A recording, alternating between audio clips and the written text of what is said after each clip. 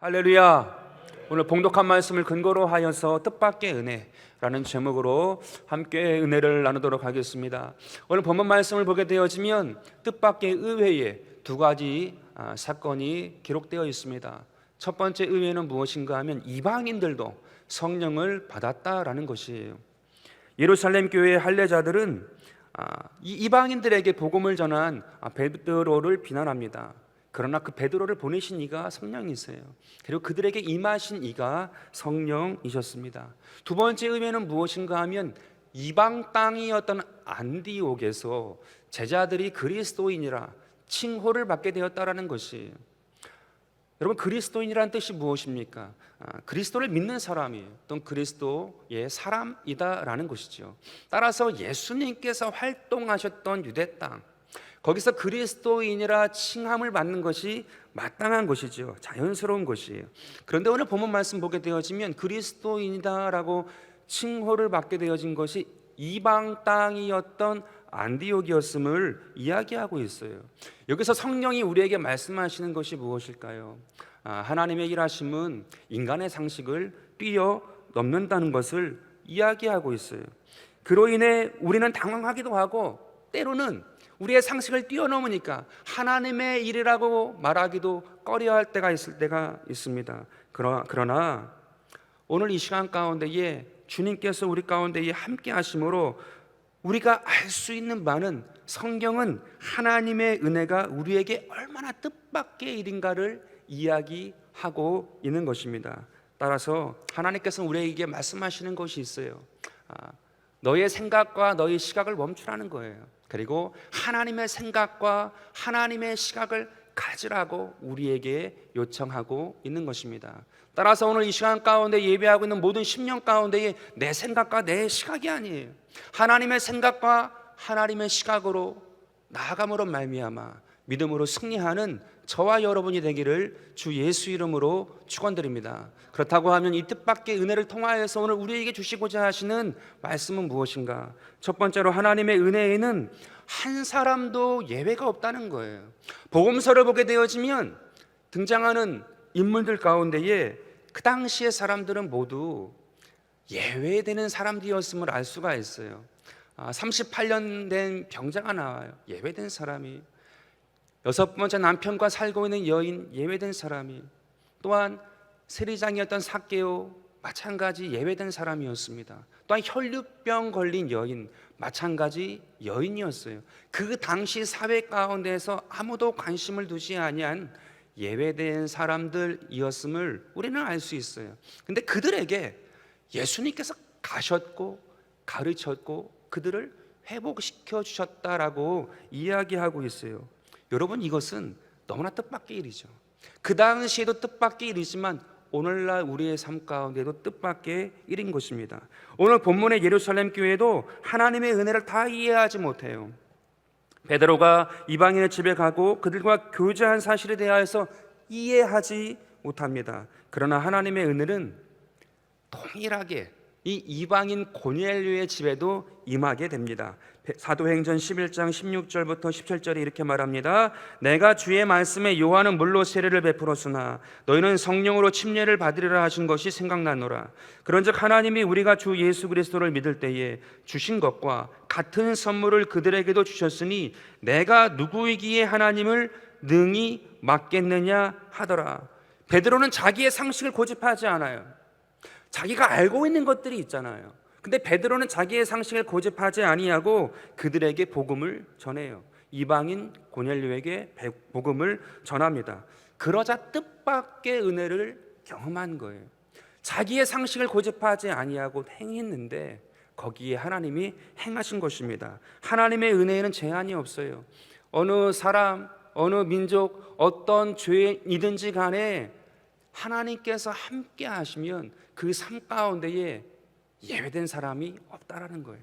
하나님께서 함께 하시는 사람은 다 하나님의 그 품 가운데 있음을 오늘 우리 가운데에 이야기하고 있는 것입니다. 사실은 베드로조차도 하나님께서 행하신 뜻밖의 은혜를 처음부터 이해한 것은 아니었어요. 무두장이 시몬의 집에서 12시 정오에 기도할 때에 하나님의 환상을 보게 되어집니다. 바구니가 내려와요. 내 귀퉁이에 끈이 묶여서 내려오는데 그 가운데에 부정한 음식이 가득 들어 있음을 환상 가운데 보게 되어집니다. 근데 그 보자마자 음성이 하나 들려요. 어떠한 음성이 들리는가 하면 일어나 잡아 먹으라고 해요. 부정한 음식이에요. 먹은 적이 없어요. 그리고 먹기도 싫겠죠. 그때 먹으라고 음성이 들린 거예요. 그러자 그 음성 가운데 베드로가 대답을 합니다. 주여, 나는 여태까지 속되거나 깨끗하지 아니한 것을 먹은 적이 없습니다. 그렇게 얘기를 해요. 그러자 두 번째 음성이 다시금 베드로에게 들립니다. 주께서 깨끗하게 하신 것을 네가 속되다 하지 말라, 이렇게 얘기해요. 그리고는 그 다음 구절 가운데는 동일한 것이 3번 반복됐다라고 이야기합니다. 베드로가 가지고 있는 상식으로는 먹을 수 없는 거예요. 바꿀 수 없는 거예요. 취할 수 없는 거예요. 근데 동일하게 3번 반복해서 완전수죠. 3번은 그것을 하라라고 하나님께서 말씀을 하세요. 그럼에도 불구하고 그 환상 가운데서는 먹지 않은 거죠. 근데 그 다음 구절에 무엇이 나오는가 하면 고넬료 이방인의 집에서 시종이 와요. 그리고는 그 고넬료에 대해서 이야기를 하고 이 집에 와서 주님을 믿는, 주님을 의지하는 고넬료를 위하여서 기도해달라, 예배드려달라, 이렇게 얘기를 합니다. 그러자 성령께서 깨닫게 하세요. 의심하지 말고 가라라고 얘기하세요. 그래서 그 환상의 의미를 깨닫고 자기의 상식을 깨트리고 뜻밖의 은혜를 하나님이 주신 것이구나, 나로 보내게 하신 것이구나. 그 시점과 함께 이방인 고넬료의 집에 가서 예배드렸더니 실제로 성령이 임하여서 온 가족이 구원받게 되어지는 역사가 나타남을 우리 가운데 말씀하고 계세요. 하나님께서는 우리 가운데 한 사람도 예외가 없다고 말씀하신 거예요. 그 고넬료 이방인 백부장이에요. 많은 사람을 죽였던 사람이에요. 그 땅을 치리하러 온 사람이에요. 그 땅을 억압하러 온 사람이에요. 그럼에도 불구하고 그 마음 가운데에 믿음으로 기도한 것을 주님이 보시고 이 사람도 예외의 사람이 아니라 내 품 안에 있는 사람임을 베드로를 통하여서 알게 하신 것이에요. 여러분, 초대교회 가운데 가장 뜻밖의 은혜가 무엇일까요? 그것은 사도 바울이에요. 사울이었던 사람이 바울이 돼요. 핍박자요, 폭행자요, 살인자였던 이 사울이 사도가 되는 거거든요. 가장 뜻밖의 일이었어요. 근데 그 상황 가운데 또 하나의 귀한 큰 은혜는 무엇이냐 하면 하나님의 자기를 뜻밖의 은혜로 불러주신 것 너무 귀한 건데, 또 하나 은혜는 자기 스스로가 하나님의 뜻밖의 은혜를 입은 사람이구나, 그것을 깨달은 거예요. 로마서 1장 14절에 이렇게 얘기합니다. 헬라인이나 야만인이나 지혜 있는 자나 어리석은 자에게 다 내가 빚진 자다. 헬라인은 문명인을 말하는 것입니다. 지식인을 말하는 거예요. 그리고 야만인은 완전히 다른 사람이죠. 그리고 지혜 있는 자와 어리석은 자는 완전히 다른 사람이에요. 근데 베드로가 이 하나님의 은혜를 경험하고 보니 이 모든 자에게 내가 빚진 자라는 거예요. 하나님의 그 은혜를 경험하고 나니까 내가 다 하나님의 은혜 가운데에서 예외 없는 사람들로 섬겨야 하는 사람임을 깨닫게 되었다라는 거죠. 그러므로 말미암아 내가 빚진 자다라고 말할 수 있게 된 거예요. 사도 바울이 어떠한 사람입니까? 로마의 시민권자였어요. 그리고 최고의 지연과 학연을 가지고 문벌을 가지고 있는 사람이었어요. 그는 자기가 좋은 것만 취해도 되는 그러한 사람이었어요. 그런데 뜻밖의 은혜를 경험하고 나니 모든 자에게 내가 빚진 자, 내 삶 가운데에 그리스도 예수의 눈으로 바뀌고 나니 예외에 있는 사람이 없구나, 다 하나님께서 불러주신 사람인 것을 깨닫게 되어진 거죠. 여러분, 뜻밖의 은혜가 주는 축복이 있어요. 그것은 무엇이냐 하면 영적인 성장과 성숙을 가져오는 거예요. 내가 뜻밖의 은혜를 받은 사람이구나, 그것을 깨닫는 순간에 그 삶 가운데 영적인 성장이 일어나고 성숙이 일어나요. 그래서 그 사람이 가는 것 가운데 복이 되어지는 거예요. 그 사람이 행하는 것 가운데 복이 따르는 거예요. 그 사람의 입의 선포 가운데 땅에 떨어지지 않고 열매를 맺는 거예요. 복이 되는 거예요. 복 자체가 되는 거죠. 영적인 성장과 성숙이 그 삶 가운데 이루어지는 것, 뜻밖의 은혜를 귀히 여기는 것. 하나님께 구원받은 우리가 다 뜻밖의 은혜를 받은 사람이에요. 웬 말인지 왜 이러는지 나 같은 사람을 찾아내셔가지고 핀셋으로 뽑아내신 거잖아요. 그리고 나에게 은혜를 주셨어요. 저와 여러분에게 은혜를 주셨어요. 그리고는 우리 입술로 고백할 수 있게 하셨어요. 얼마나 뜻밖의 은혜가 귀한지, 그 은혜가 감사한. 그렇게 되어지면 모든 삶 가운데 열리는 거죠. 하나님께서 나에게도 이 은혜를 주셨으니 그 누구도 예외가 아니라 하나님의 은혜 가운데 있는 자이구나. 오늘 우리의 삶 가운데 그 은혜를 경험하게 되실 간절히 바라겠습니다. 고린도전서 2장 9절에 이렇게 말합니다. 하나님의 자기를 사랑하는 자들을 위하여 예비하신 모든 것은 눈으로 보지 못하고 귀로 듣지 못하고 사람의 마음으로도 생각하지 못했다고 얘기하고 있어요. 하나님께서 예비하신 모든 것은 모든 자 가운데에 하나님께서 예비하신 거예요. 근데 그것은 눈으로 보지 못하고 귀로 듣지 못하고 사람의 마음으로도 깨닫지 못했다고 얘기하고 있습니다. 너무나도 뜻밖이기 때문에 그래요. 너무나도 놀랍기 때문에 그래요. 오늘 우리의 삶 가운데에 그 하나님을 경험하고 그 하나님으로 말미암아 기도하고 오늘 이 시간 가운데 믿음으로 말미암아 나아감으로 하나님께서 허락하신 놀라운 은혜와 승리를 경험하는 저와 여러분이 되기를 주 예수 이름으로 축원드립니다. 두 번째로 뜻밖의 은혜가 주시는 내용은 무엇이냐? 새롭게 여시는 하나님의 방향이 거기에 있다라는 거예요. 뜻밖의 은혜를 경험하게 되어지면 거기서 하나님께서 새롭게 하시는 것을 보더라라는 거죠.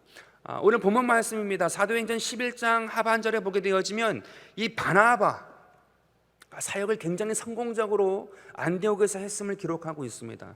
자금자금 사역이 커진 거예요. 교회가 부흥하고 사람들이 모인 거죠. 그러자 이 사도 바울, 이 바울에게 찾아가서 나와 같이 사역을 하자고 초빙을 합니다. 그래서 사도 바울이 같이 이 안디옥에서 사역을 시작한 거예요. 자, 바나바가 최선을 다하고 기도하여서 사역이 커지는데 거기에 사도 바울과 같은 사람이 같이 했어요. 얼마나 그 안디옥 교회가 부흥했겠습니까? 하나님의 역사가 나타났겠어요. 그러니까 많은 허다한 사람들이 모여서 하나님의 제자가 된 거예요. 하나님께서 거기에 함께 하시고 임하셔서 그리스도인이다라는 칭호까지 이루어졌음을 오늘 이 말씀 가운데 이야기하고 있는 것입니다. 그것이 26절 가운데 이야기하고 있는 거예요. 만남에 안디옥에 데리고 와서 둘이 교회에 1년간 모여 있어 큰 무리를 가르쳤고 제자들이 안디옥에서 비로소 그리스도인이라 일컬음을 받게 되었더라라고 기록을 하고 있어요. 여러분, 주님께서 이 일을 기점으로 새로운 사역을 시작하세요. 그 사역이 어떤 것이냐? 이 사도 바울에게 이방인의 사역을 준비시키세요. 그 안디옥 땅에서 이방인의 사역을 볼 수 있도록 눈을 여신 거거든요. 그리고 그리스도인이라는 정체성 안에서 성도들을 성장하고 성숙할 수 있도록 하나님께서 허락하시게 된 거예요. 따라서 이방 땅 안디옥에서 하나님이 뜻밖의 일을 행하신 거예요. 유대 땅 예루살렘이 아닌 이방 땅 안디옥에서 하나님이 뜻밖의 사람으로 생각할 수 없는, 눈으로도 귀로도 마음으로도 생각할 수 없는 일을 행하셨다라고 기록하고 있는 거예요. 그러므로 복음이 온 천하 만국 가운데에 전파되었음을 이야기하고 있는, 이것이 하나님의 방법이라는 것이에요. 성경을 보게 되어지면 뜻밖의 은혜로 새로운 전환점을 맞게 되어지는 말씀이 굉장히 많이 있습니다. 로마서 7장 6절에 이렇게 말합니다. 이제는 우리가 얽매였던 것에 대하여 죽었으므로 율법에서 벗어났으니 이러므로 우리가 영의 새로운 것으로 섬길 것이요 율법 조문에 묵은 것으로 아니할지니라. 예수 그리스도가 오심으로 말미암아 율법의 조문이 아니라는 거예요. 영의 새로운 것으로 살 수 있도록 문이 열렸대요. 새로운 삶을 살 수 있도록, 예수의 삶을 살 수 있도록 문이 열렸다라고 이야기하고 있어요. 또한 고린도후서 5장 17절입니다. 그런즉 누구든지 그리스도 안에 있으면 새로운 피조물이라. 이전 것은 지나갔으니 보라 새 것이 되었다고 얘기하고 있어요. 그리스도 예수로 말미암아 우리의 삶 가운데에 새로운 피조물의 삶, 주님께서 이전의 어떠한 삶이 아니라, 내가 알고 있는 그 정도의 삶이 아니라 하나님께서 여시는 놀라운 삶이 시작되었다라고 이야기하고 있어요. 여러분, 우리의 삶 가운데 가장 특별한 뜻밖의 은혜는 무엇입니까? 예수가 내 안에 거한 거예요. 예수가 내 안에 산 거예요. 내가 예수를 닮기 시작하는 거예요. 내가 예수의 능력으로 이전에 내 지식, 경험, 방법으로 할 수 없던 말을 하기 시작하는 거예요. 이전에 내가 할 수 없었던 행동들을 하는 거예요. 이전에 내가 끊어내지 못했던 것들을 끊어내기 시작하는 거예요. 이전에 내가 감히 말할 수 없었던 꿈과 희망을 말하기 시작하는 거예요. 왜냐하면 그리스도 예수의 사람으로 새로운 피조물이 되었기 때문에 가능하다라고 오늘 우리 가운데에 이야기하고 있는 것입니다. 여러분, 사무엘서를 보게 되어지면 사무엘이 맨 처음에 등장하지 않아요. 그 1장 가운데 보게 되어지면 가족사가 나와요. 아버지 엘가나가 나오고 한나와 분인나 두 어머니가 나와요. 배다른 어머니가 분인나고 한나가 친어머니죠. 근데 사무엘이 나기 이전에 1,2예요. 그 어떠한 일이었습니까? 아버지 엘가나가 2명의 부인을 갖고 살아요. 근데 사랑하는 사람은 한나지만 분인나에게서 자식이 많이 나왔어요. 그렇다고 하면 그 사랑하는 마음만 그냥 마음으로 갖고 있으면 좋을 텐데 항상 티를 냈던 것 같아요. 어떤 물질이 생기는 어떤 제사 때라든지 그러한 뭐가 생겼을 때에 이 분인나에게는 일용할 양식이죠. 딱 먹을 것만 줬던 것 같아요. 그 자식들과 함께. 근데 이 한나에게는 성경을 보면 갑절로 주었다고 얘기해요. 눈에 보이는 일이죠. 그러니까 분인나가 볼 때 얼마나 화가 나겠습니까? 얼마나 미움과 시기가 들어오겠어요. 격분케 하고 괴롭게 하기 시작했던 거죠. 근데 여기서 중요한 것이 한나죠. 상대방이 시기하고 미워하고 격분케 하는 일이 생기게 되어지면 사실은 똑같이 할 수 있잖아요. 더군다나 남편이 갑절로 사랑해요. 그럼 그 힘을 등에 업고 갈 수 있어요. 근데 이 한나가 하는 것이 무엇이냐 하면 간절한 마음을 가져요. 그리고는 기도를 해요. 그것을 어떻게 할 수 있는가 하면 성전에서 아이를 달라고 간절히 기도해요. 성령에 취해서 기도를 해요. 그런데 그것을 보았던 엘리 제사장이 술 취해서 기도하고 있는 모습으로 보고는 이 한나를 혼내거든요. 그러자 이 한나가 무엇이라고 고백하는가 하면 나는 마음이 슬픈 여자라. 야훼께 나의 마음을 통한 것뿐이오니 그렇게 악한 여인으로 보지 마옵소서.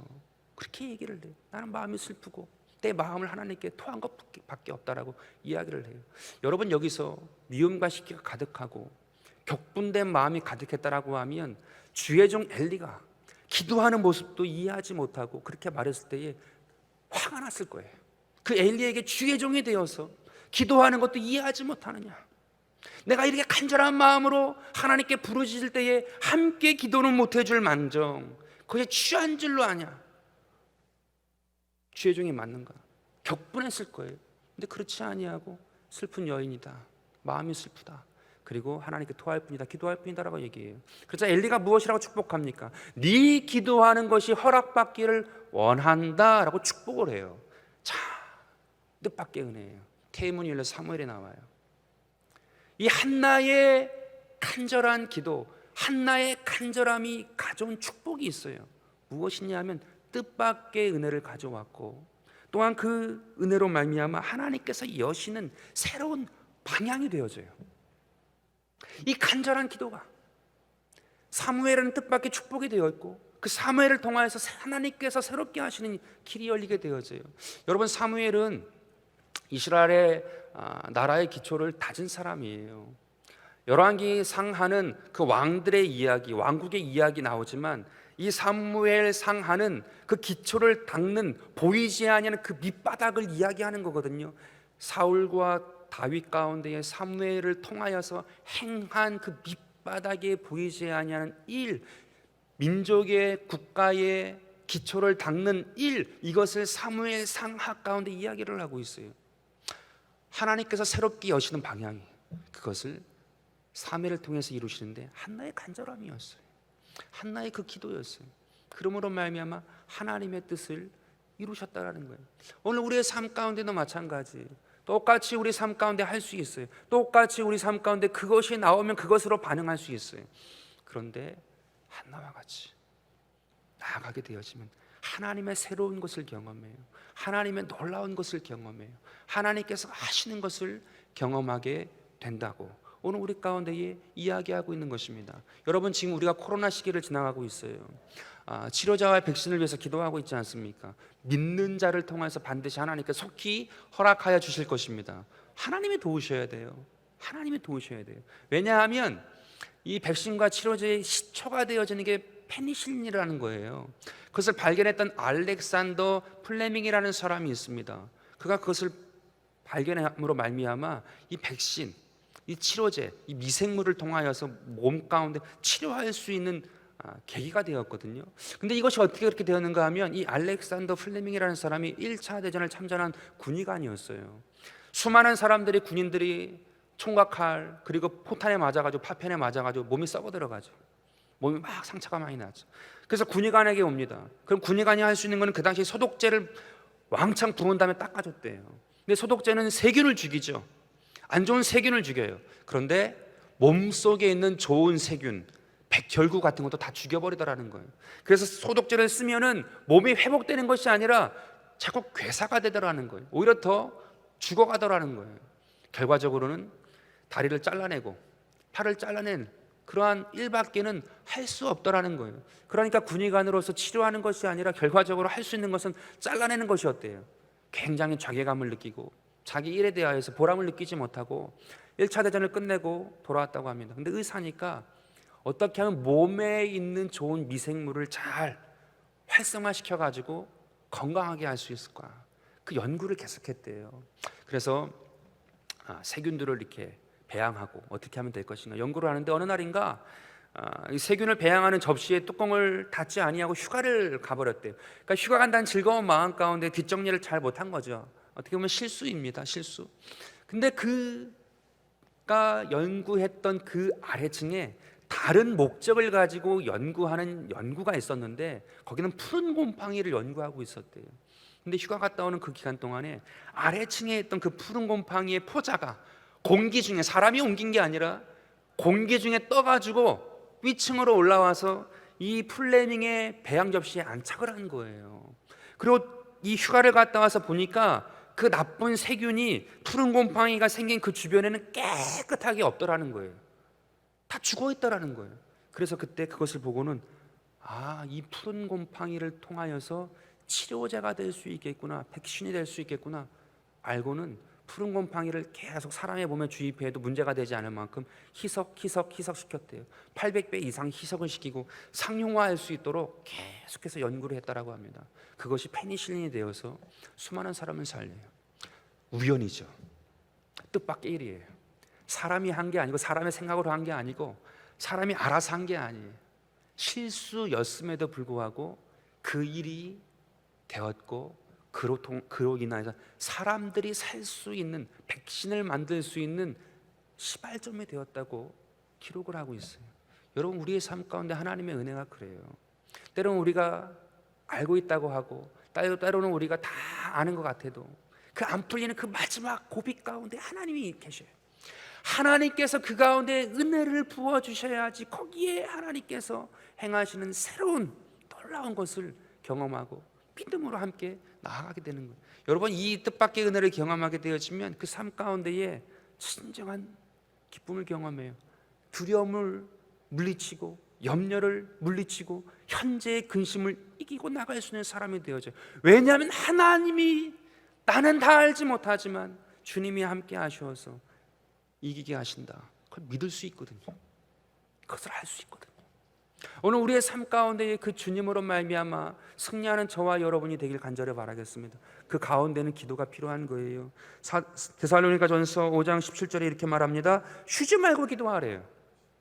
그렇게 하게 되어지면 그 하나님의 은혜를 경험하게 되어진대요. 그리고 에베소서 6장 18절에 이렇게 말합니다. 모든 기도와 간구를 하되 항상 성령 안에서 기도하고 이를 위하여 깨어 구하기를 항상 힘쓰며 여러 성도를 위하여 구하라 라고 이야기를 하고 있어요. 모든 기도와 간구를 하되 항상 성령 안에서 깨어 기도하래요.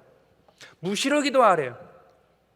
그렇게 되어지면 그 뜻밖의 은혜가 사람의 방법, 사람의 계획을 뛰어넘는 하나님의 놀라운 역사가 오늘 우리 삶 가운데 맛보아진다라고 이야기하고 있어요. 그 뜻밖의 은혜가 있을 때 새로운 방향이 열리는 거예요. 그 뜻밖의 은혜로 말미암아 치료제가 나왔어요. 페니실린으로 말미암아 수많은 사람들의 면역력을 갖고 살 수 있는 길이 열리게 되었어요. 그 뜻밖의 은혜로 말미암아 내 삶 가운데 다가오게 되어지면 절망과 좌절과 고통에 있던 모세의 80세의 나이도 이스라엘의 지도자가 되어져요. 하나님의 놀라운 쓰임으로 쓰임받게 되어져요. 여러분, 삼손이라는 사람도 눈이 다 뽑혔어요. 이제는 재주나 부리는 사람으로 처참한 밑바닥에 떨어졌어요. 그럼에도 불구하고 그 영혼 가운데에 주님을 향한 회개의 마음이 있고 다시 주님을 잠잠히 기다릴 때에 그 머리카락이 자란 것 같이 그 마음 가운데 기도가 풍성해지고 자람으로 말미암아 살아있을 때보다 죽을 때 더 큰 역사를 이루었다고 이야기합니다. 오늘 우리의 삶 가운데도 그런 거예요. 시간에 비례해서 내 삶 가운데 기쁨이 그만큼 이루어지는 것이 아니라 하나님이 함께 하셨는가, 하나님이 함께 하지 아니하셨는가, 그 차이예요. 하나님이 함께 하시게 되어지면 단 1초라 할지라도 놀라운 것을 경험해요. 단 한순간이라 할지라도 놀라운 것을 경험해요. 99번 다 잘못했다 할지라도 그 한 번을 통하여서 완성을 경험해요. 오늘 우리의 삶 가운데에 그 하나님의 은혜를 의지하고 믿음으로 나아감으로 말미암아 놀라운 하나님의 사람으로 승리하는 저와 여러분이 되기를 주 예수 이름으로 축원드립니다. 세 번째로 이 뜻밖의 은혜를 통하여서 알 수 있는 바는 무엇이냐 하면 서로가 서로를 돌보게 되더라는 거예요. 오늘 사도행전 11장 28절부터 30절에 이렇게 말합니다. 그 중에 아가보라 하는 한 사람이 일어나 성령으로 말하되 천하에 큰 흉년이 될 줄 아니라 하더니 글라우디오 때에 그렇게 되니라. 제자들이 각각 그 힘대로 유대에 사는 형제들에게 부조를 보내기로 작정하고 이를 실행하려 바나바와 바울의 손으로 장로들에게 보내니라 라고 기록을 하고 있어요. 여러분, 부조라는 것은요, 헌금을 보냈다는 것이고 여기서의 의미는 후원금을 보냈다라는 의미예요. 근데 그 후원금을 예루살렘, 복음이 시작된 예루살렘에서 보낸 것이 아니라 흉년이 들어 고통당하고 있는 이 예루살렘의 성도를 위하여 이방 땅이었던 안디옥에서 그 후원금을 보냈다라는 거예요. 뜻밖의 일이에요. 오히려 그 뜻밖의 일을 통하여서 구원받은 이방인들이 예루살렘에 있는 사람들을 돕기 위하여 부조를 모아 후원금을 모아서 보냈다라고 이야기를 하고 있어요. 놀라운 일이죠. 서로가 서로를 돕게 되었어요. 왜냐하면 하나님의 은혜가 임하고 돌이켜보니 귀한 곳이었구나, 그것을 깨닫게 되었다라는 거예요.